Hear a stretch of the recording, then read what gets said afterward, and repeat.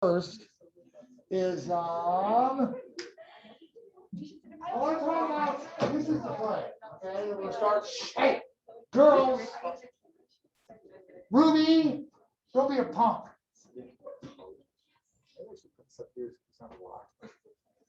Yes, here, hang on. Put this over here. Let's see you guys. Better. So yeah, I want to talk about what you know about AIDS. I mean, part of this play is not just about AIDS. Although it's written in 1905. It started the AIDS crisis. It's a gay fantasia, a national theme. That means something we'll talk about. But before we start on play, if we start on play tomorrow first period's got freedom from chemical dependency. So we can catch up to them tomorrow. But when you think of AIDS, what do you guys think of when you think of AIDS?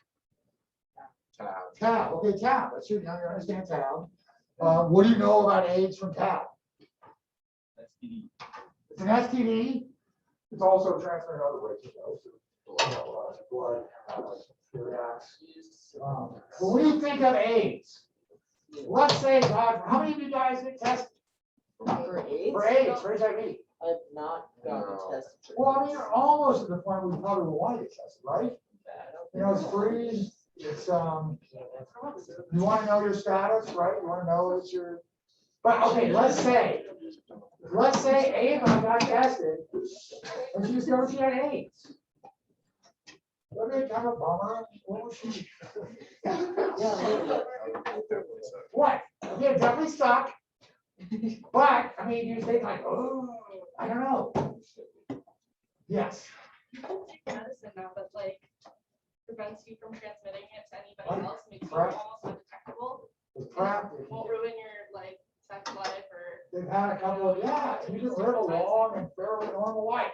Well, it costs a lot of money for That's a lot of money. It's the health insurance. There's health insurance, and also in certain areas, if you're living in low poverty areas where HIV is more at risk, then you can get into special programs. That's what TAP does partly. The point is, AIDS today is not what AIDS was in 1985 No, it's not. or 1983. Because it meant almost certain things. I was living in Berkeley when I was there in Berkeley. I was undergrad at Berkeley in the early 80s, late 70s, early 80s. And this was when in San Francisco there was a sudden flowering. And this happened in other cities as well. New York, Chicago. There was the whole gay pride movement, the whole idea that the gay community could be out and proud. Castro District, I don't know if Castro, if you guys been to San Francisco, it was kind of the heart of the gay community in San Francisco. Super vibrant. Tons of.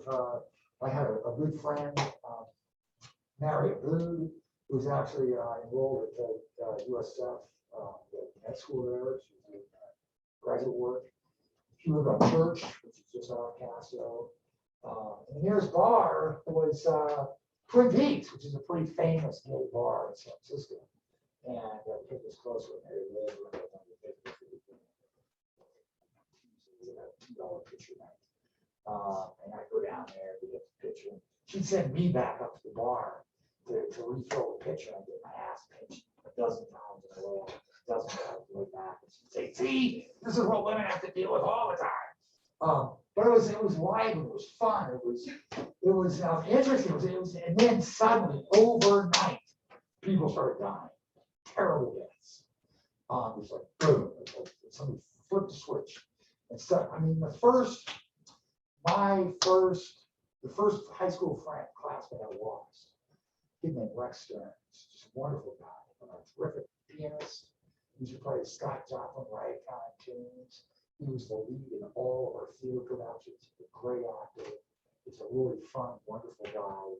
And everybody knew he was gay, but of course, nobody talked about it because it was an all-male boarding school. And homophobia was rampant.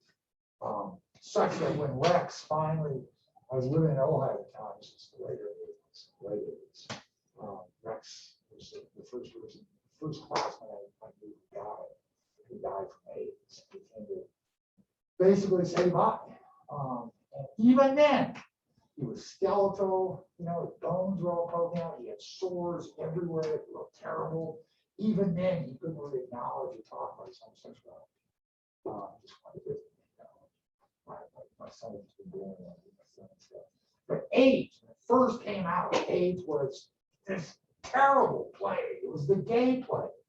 Not because only gay people get AIDS, because initially it manifests itself inside the gay community. This is partly because, you know, there was a lot of promiscuity among gay males in San Francisco and elsewhere, the whole bathhouse scene.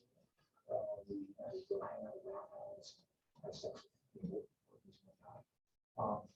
And the fact that it was, so first of all, it was a death sentence. People got AIDS, and 6 months later, they were dead. And they were ugly dead. They were skinny, just wasted away dead. People didn't know for sure how it was transmitted. There was this incredible paranoia. But it was because it was, you know, because it was perceived as a gay disease, it was the gay plague. There was also this overlay of homophobia. So it wasn't funding. We'll do some research as we, you know, read the thing about history of AIDS and America, about gay pride, about things like Tony's and Goyko, Ethel Rosenberg, and a lot of stuff that's raised in this play. But the point was, it was a death sentence, an absolute death sentence, and a lot of people thought it was justified. These gay people want to burn in hell. We're getting ready to burn in hell. There's very little funding. The Reagan administration time, Reagan didn't mention the return of AIDS for like 2 or 3 years into the crisis. You know, the director of public health at the time was accused of being very slow and devoting research dollars to find some sort of cure or prevention or whatnot. Who was that?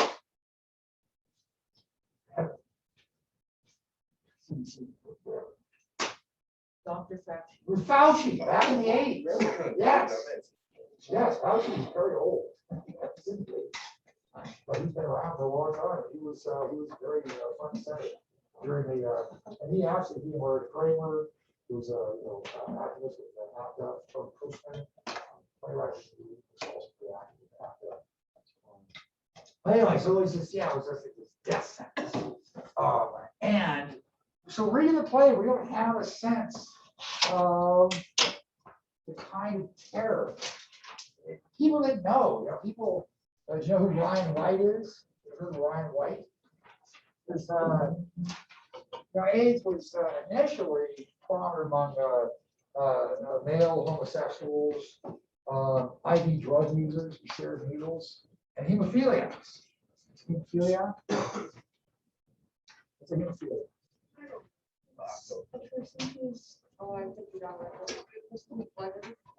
The blood doesn't clot. We don't have a platelets to so. If cuts cuts his arm or something, it leaves a little water, puts pressure on it, and then the blood clots up and scabs over, it's done.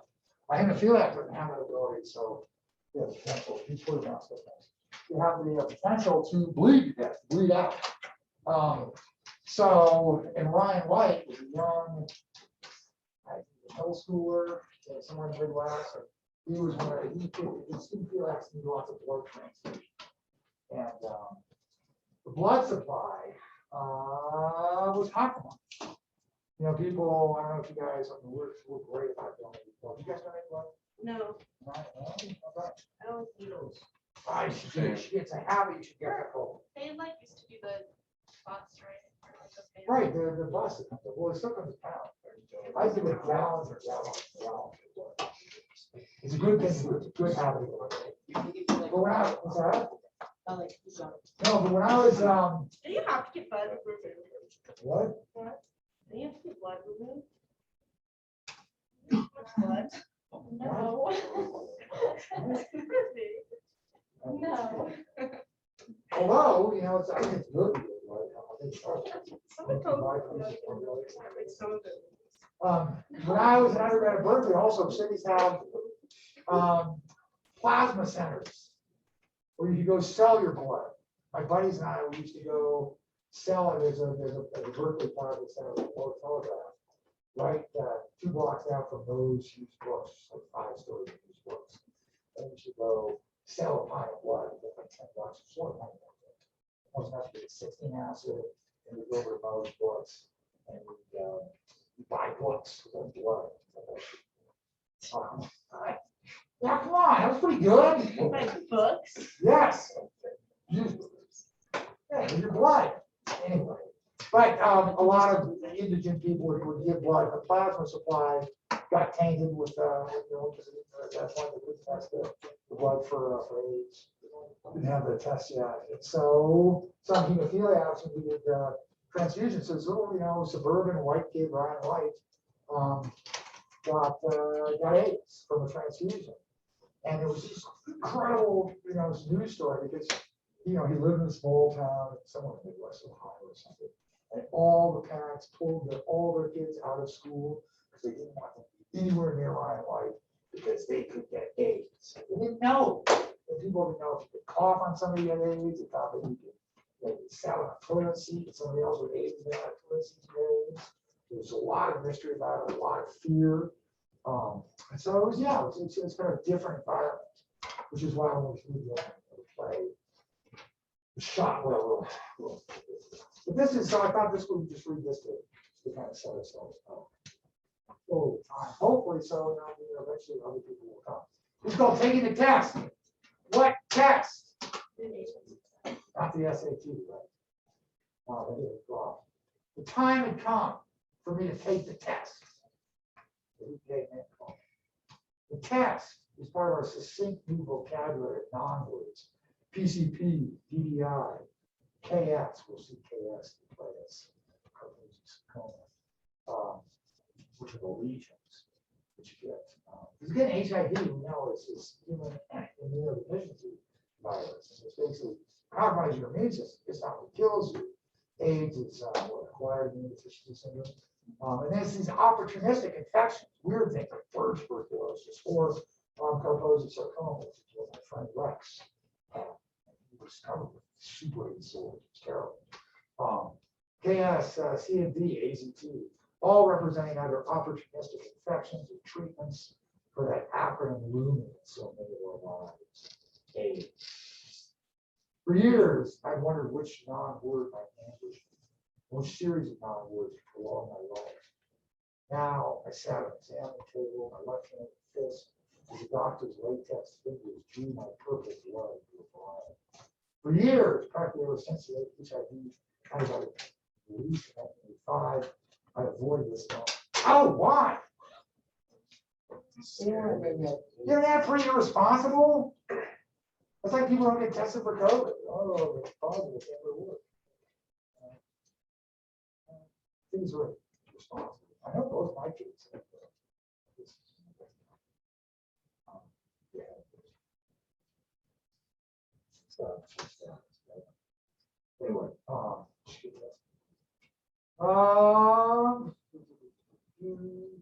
avoided knowing whether or not I was antibody positive and therefore more likely to develop immunosuppression, which would lead to AIDS.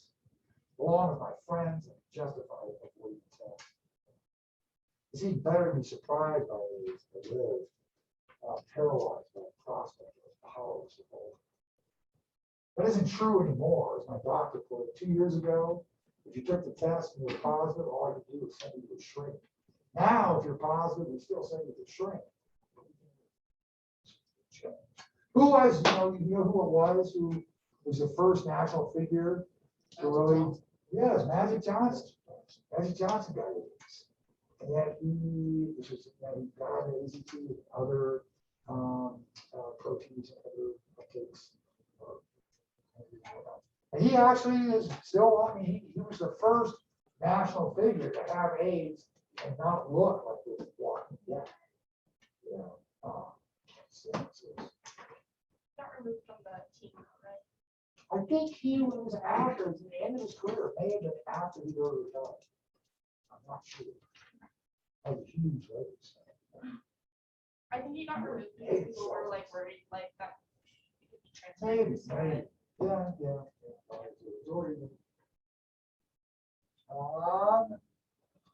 My rational self agreed with my doctor. If I was positive that my level of helper cells was suppressed, I'd go to AZT, a very toxic drug that seems to counter the virus in some people. It remains the only antiviral approved by the government for widespread and standard use.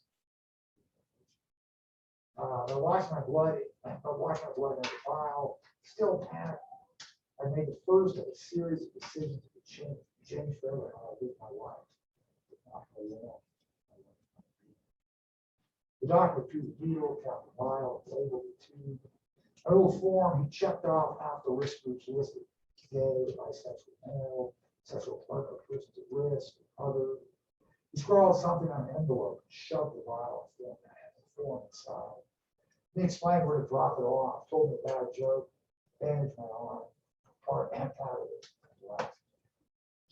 Minutes later, I was on the subway to my doctor's office in the Upper East Side, heading down to the Department of Public Health, the 21st and 26th and 1st Avenue. They would test the blood comprehensive analysis as identified with diagnosis. In 2 weeks, I get to wait 2 weeks.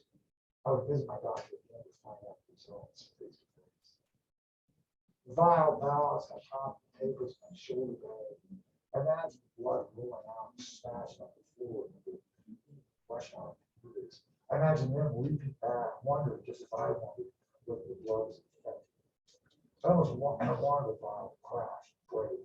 Never would have to deliver it, I would never know. Even though I intended to keep quiet with the fact,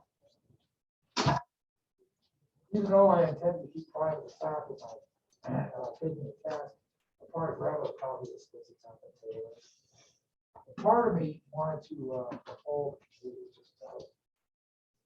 It was after hours, the lobby of the building was deserted. I asked the guard where room 102 was, feeling awkward, feeling infected.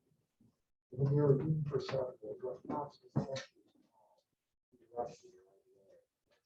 That's my situation. One of the second. Room 102 was a refrigerator and closet. I expected the bus and clinic of white-coated lab technicians testing the city's blood day and night. Inside the refrigerator, envelopes with vials of blood lay on the trays, each one labeled with a series of medical information. There were hundreds of vials. I laid my blood gently in one thing, walked for a long moment, and shut the refrigerator. I turned around, I found a woman in front of me, tall, dressed in sleek black, with hair thin under a black scarf and her face dead white. She was holding an envelope like that. I met her blue eyes from instant next to me, both switched away. I made my way around to the start of the blue one with gravity, marriage, prospective pregnancy, boyfriend, friend. For a moment, we were a two-person community. Rising further, just like bigger partners. Someone knew my secret, someone knew hers.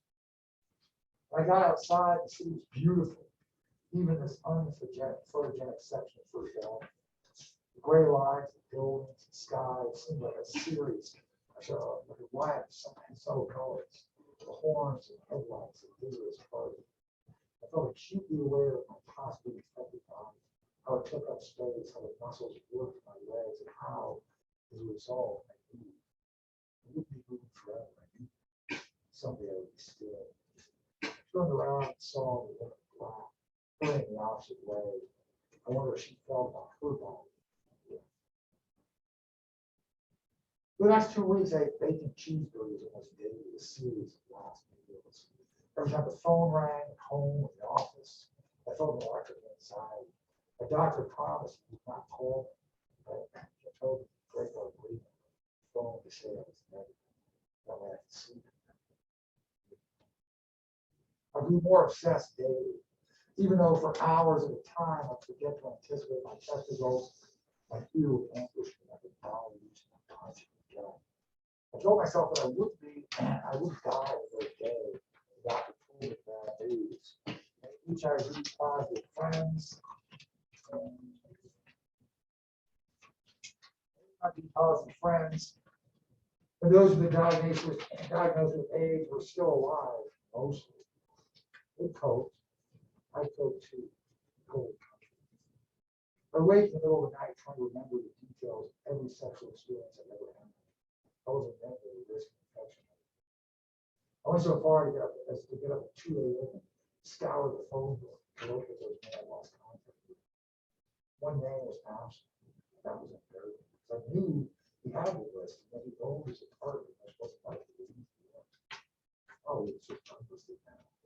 I lay awake the rest of the night, wondering if he's still alive.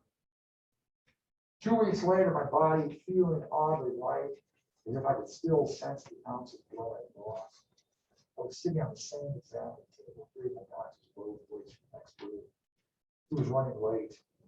I told myself I'd know how to react, and I knew I wouldn't.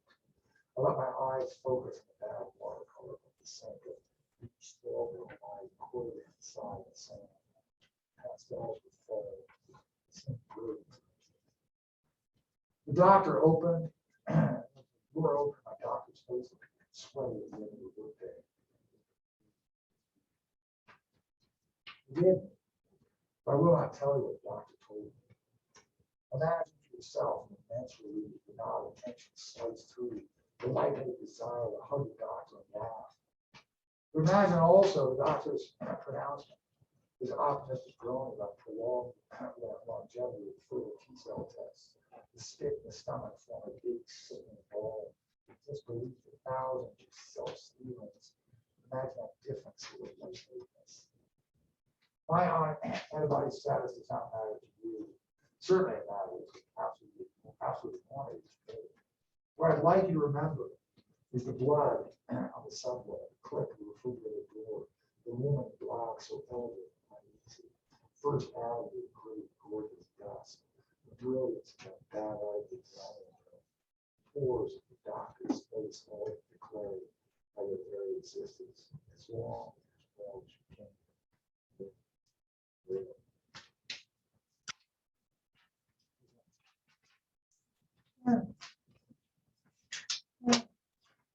So again, AIDS for you guys is not this terribly, it's not death sentence.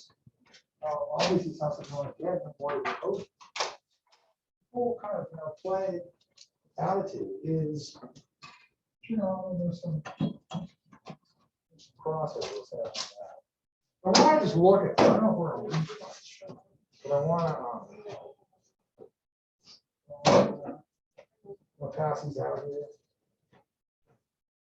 It's your phone? God damn it! Let me have your phone. Oh, I'm going to give it to Mr. Murray.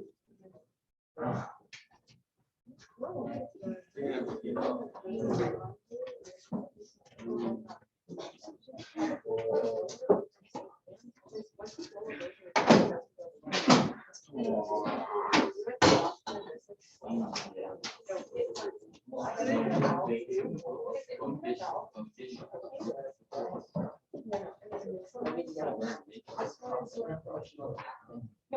only have one class left. We're going to read this in class.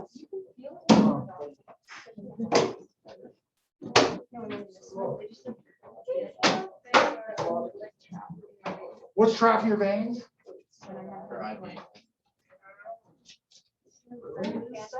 Oh my gosh, what's that? It's from water, so I'm gonna try to place it in the main booth instead of blood. What are you doing? I was having a job. Oh, right. How'd that go? How was your job? I can't see it through the mask. It's good. It's okay? Okay, good. How's this doing? Is my battery low yet? Okay. I've ever plugged this in. Hang on.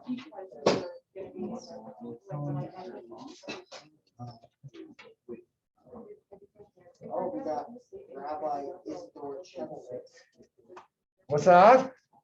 reading fun names. There are fun names in the book. Yeah, here. Rabbi Isidore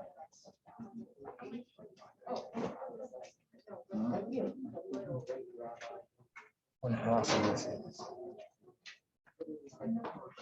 Okay, so let's play. This is a play in 2 parts. The first part is called Millennium Approaches, the second part is called Perestroika. It's divided into, several acts. This is when I first saw this play in Iowa, it's actually company. What? This is a play. Yes. It was, I think it was a 7-hour play at that point. She's. 7 hours, long play. Damn. Probably And in you watch, there were 3. But there'd be an intermission the first 3 hours, and you go out and have dinner, and you come back and watch it something. Oh, yeah. Well, I think in New York, sometimes you can watch it one night, maybe the next night, I'm not sure how it works. There is actually a really good HBO production that we made. Is it 7 hours? It's 6 hours. It's gonna be cool. Well, yes. I also know a really good like movie that we could watch about the caves. From the beginning. I'm forgetting the name of it. I'll get How to to it. survive, how to survive the play. Right. How to survive the play. Is watch. Yeah, it's mainly talking about these nurses and like. Oh, and that's war night, Yeah. We should go for Bohemian Rhapsody. What? Yeah. Bohemian Rhapsody. No. No, Bohemian Rhapsody's stupid. Whoa. Oh, it's mental. I'm not a huge Queen fan. He had it, so. Yeah, Eddie Murphy. He's died. One last question. Anyway, so Angels of America. This is sometimes a gay fantasia on national themes. What is a fantasia, Quincy? Well, sort of, yeah. A fantasia. What is what fantasia look at? Who's seen Disney's Fantasia? Yeah, Mickey Mouse. It's kind of blending of different things. It's kind of fantastic. It's sort of. And well, there are fantastic elements, including angels and hallucinatory characters, and the lies and whatnot. But it's on national things. It's not just. I mean, Tony Kushner wrote this in the midst of the AIDS crisis. When it first came out, I mean, this has been repeatedly called the best play of the 20th century. Won a whole slew of Pulitzer Prizes, all the Tony Awards, the HBO production, the whole families and stuff. But it's not just about gay people. Most of the characters are gay. It's about all sorts of things. It's about abandonment, about progress versus stasis. It's about democracy in America. It's a lot of things. But let's take a look at how much time do we have. Tony Kushner, anybody know Tony Kushner's work? Tony Kushner, what's he doing now? He's currently Steven Spielberg's go-to screenwriter. Did you guys ever watch Lincoln? Yeah, with Hayes, loves Lincoln. My mom wasn't really able to show it last year Loves because like she just showed it to the juniors, but like because we were online last year, she just didn't really. Didn't we watch like the end? It's hard to see. We watched movies like like that one Watch little scene. snippets from We watched like one scene from it. Yeah, it doesn't do well. I tried to show you. But he wrote the screenplay of Lincoln. Tony Kushner wrote the screenplay to Steven Spielberg's new version of West Side Story. Has anybody seen that? Did you saw it? No, I want to see. Yeah. But Tony Kushner wrote the screenplay. Yes. So I mean, this is a really, really smart play. Let's jump in and find out who these characters are. We go to what, 1150 what? 154? 10. 9. You want to start reading it? Yeah. Let's read the characters first. Okay, then we'll just assign characters. Roy Cohn, this is that character where we go through this part one, Millennium Approaches. Roy Cohn, successful New York lawyer and unofficial power broker. What do we know about Roy Cohn? You know anything about Roy Cohn? No. No, No? no. Roy Cohn was, I mean, he's a pretty infamous figure in 20th century American history, or United States history. He got his career was launched when he was the right-hand man, and arguably butt boy, to Senator Joe McCarthy. Who's Senator Joe McCarthy? Senator, He was a senator from Wisconsin. of course. What's he known for?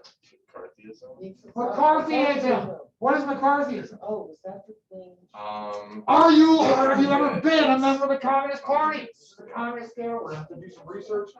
As we get into this play, you guys will be doing some research in the background on various things, including Roy Cohn.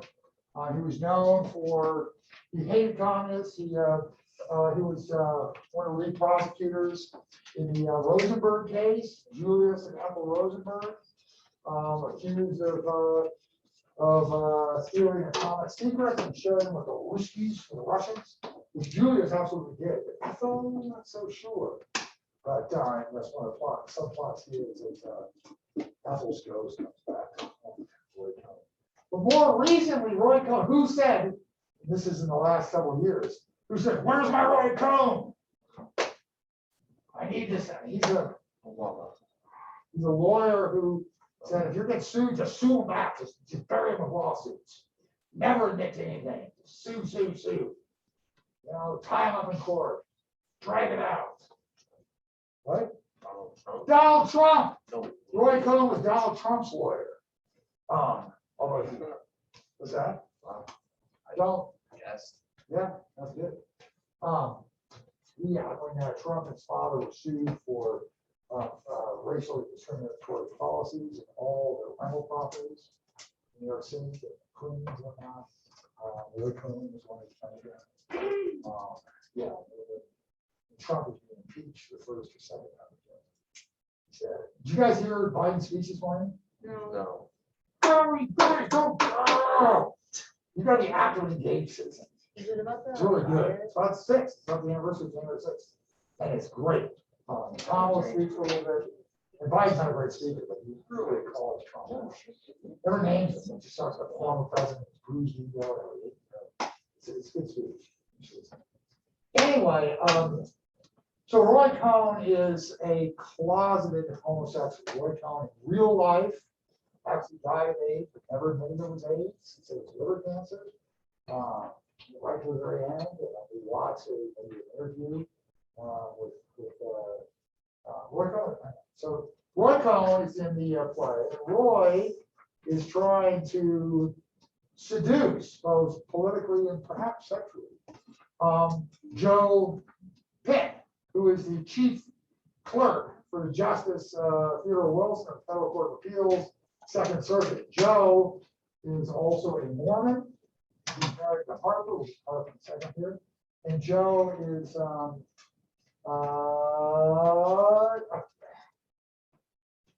he's ambitious, but he also, he's a married man. He's confused by his own sexuality, his wife has. So, Harper is Joe's wife. She's agoraphobic with mild Valium addiction. What's an agoraphobic? Like they're afraid of the out in Oh, the agora. The agora is a Latin word for marketplace. So agoraphobic, yes, let's go ahead. They're very nervous. We've got Louis Aronson, a word processor working for the Second Circuit Court of Appeals, who works at the same building that Joe does. And Pryor Walsh is the main character in this play. And Pryor is Louis' boyfriend, occasionally works as a club designer, a caterer, otherwise lives very modestly with great style of the small trust fund, and what we well, let's start with Ralph. Another time, the heart breaks and breaks, and you live this guy's break. Great power. We got Act 1. It's October, November 1985. Chapter 1. I'm sorry, Scene 1. The end of October, Rabbi Isidore Chimowitz, alone on stage with a small coffin. It's a rough pine box with 2 wooden pegs, one at the foot and one at the heads, holding a living place. A prayer shawl embroidered with the Star of David is draped over the lid. At the head of the coffin, a Yarite candle, Jewish. So the rabbi speaks sonorously with the heavy Eastern European accent. Why it has a heavy Eastern European accent? Very good. Unapologetically consulting a sheet of notes for the family name. Take away that one. Hello and good morning. I am Rabbi Igor Chimowitz of the Bronx Home of for Aged Hebrews.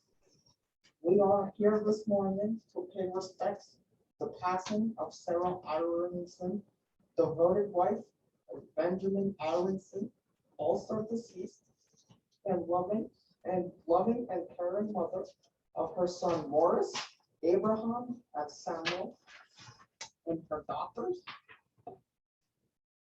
You're fine. This is good. You're doing great. Okay. Esther and Rachel, beloved grandmother of Max, Mark, Louis, Lisa, Maria, Leslie, Angela, Doris, Luke, and Eric. Eric, this is a Jewish name, Eric. A large and loving family, we assembled that we may mourn collectively this good and righteous woman. This woman, I did not know this woman. I cannot accurately describe her attributes, nor do justice to her dimensions. She was, well, in the Bronx home for aged keepers are many like this. The old, and to many I speak, but not to be frank with these.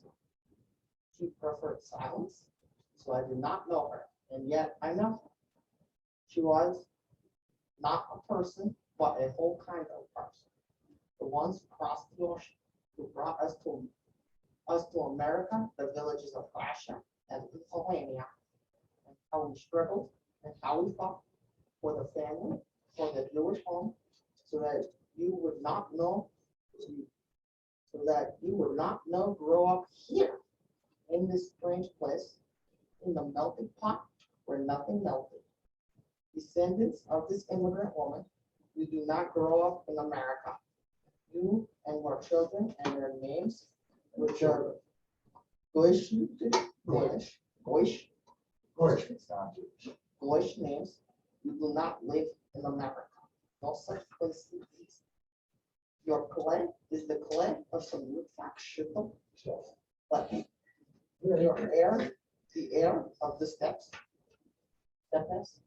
because she carried the old world on her back across the ocean in a boat, and she put it down on the Grand Concourse Avenue or at Flatbush. She works that earth into your bones and pass it to your children, this ancient culture and home. You can never make that process that she made, for such great voyages in this world do not anymore exist. But every day of your lives, the miles that voyage between that place and the one you cross, every day you understand me. You understand me?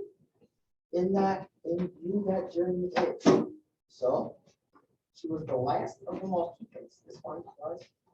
Pretty soon, all the old will be dead. So this idea of what's nice. So what theme is being raised here in the opening?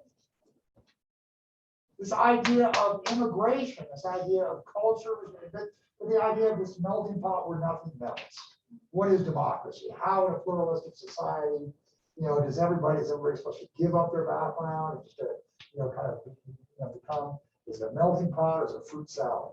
Everybody maintains distinction of their own culture to live side by side. And that's not just a journey, it's notion of motion, just notion of moving. These are things that are going to play pretty strongly here. Who wants to be Joe? Nick, okay. I'll be Roy. Same day. Yeah, we'll get to this. Scene 2, same day. Roy and Joe in Roy's office. Roy at an impressive desk, bare except for the very elaborate phone system, rows and rows of flashy buttons. The beep and beep and whistle incessantly making chaotic music underneath Roy's conversation. Joe is sitting waiting. Roy conducts business with great energy and patience and sensual abandon. Gesticulating, shouting, cajoling, crooning, playing the phone's receiver, its hold buttons for its numerous lines, virtuosity of love. Oh, I wish I was an octopus, a fucking octopus. 8 11 arms and all those suckers. Know what I mean? No, You want lunch? no, that's okay. Eileen, Roy Cohn. What kind of ingredients? I thought we were friends. Look, Mrs. Stover, you don't have any, oh, you're upset. You're yelling. You'll aggravate your condition. You should yell. You'll pop little blood vessels in your face if you yell. Oh, that was a joke, Mrs. Stover. I was joking. I already apologized 16 times for that. Mrs. Stover. This will take a minute already. What's this? Tasty sandwich. Here it's liver or something. Here. It's Joe catches it, turns the butter. No, I already told you one of the vacation was business, Mrs. Sofer. I have clients in Haiti, Mrs. Sofer. Listen, you think I'm the only goddamn lawyer in history ever missed a court date? Don't make such a big fucking, oh, hey, If this is a bad time, bad time, it's a good time. Maybe they'll all give me, oh, fuck, wait. Hello? Scott, sorry to keep you holding. Judge Hollins, oh, Mrs. Hollins, sorry to hear. Deep voice you got, enjoying your visit? She sounds like a truck driver, you sound like Kate Smith, very confusing. Next point, all the keys are next point. Yeah, right, good. How many tickets? 7? For what, cats? 42nd Street? What? No, you wouldn't like the cars, trust me. I know. Oh, for God's sakes, hold. Maybe all 7 for cats or something, maybe hard to get on, but I don't give a fuck what they do with it. You see Lacage?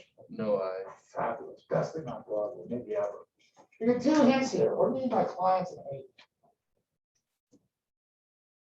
Haiti, before subsequent, the successive earthquakes, presidential assassination. Haiti used to be one of the places, and early on in the AIDS crisis, we thought that Haiti may have been one of the sources of AIDS in the U.S. It was also a place where gay men could go down and pretty easily find cheap male prostitutes. So that's our first hint. And then Lacage is Lacage au Fall. Have you seen that movie or that play? Robin Williams, it was a very, very, very, very gay play. You get 2 clues right off the bat that the boy may be gay. Now, who? Jesus H. Christ. Harry? No. Harry. Judge John Francis Grimes, Manhattan Family Court. Do I have to do every goddamn thing myself? Touch the bastard, Harry. And don't call me down this line. I told you not to. Roy, should I wait outside or? Oh, shit. You hold. I pay you to hold. Fuck you, Harry, you jerk. Halfway kick brain. I see the universe, Joe, as a kind of sandstorm in outer space with winds of megahertz velocity. But instead of grains of sand, it's shards, it's splinters of glass. You ever feel that way? Ever have one of those days? I'm not sure. So, how's life in appeals? How's the judge? He senses best. He's a good man. Loyal, not the brightest man on the bench. He has that. He's a nice head, silver hair. He gives me a lot of. Shit, okay, sorry. I shouldn't start. Oh, tomorrow. Can we hold on? No, because I only got 1 second. You guys will have some research assignments once we get back. I don't know. Are we gonna be back tomorrow, you think? No. I will not be here tomorrow. Why not? I have to drive to Washington. Hockey? That's fun. Thanks, on. See you later. Thank you. Sure. See you later. Bye. Ladies, see you later. Go on. Are we just reading this tomorrow? Yes. So I'll get you. I'm gonna find a PDF online. I don't know if these recordings are gonna work. See you later.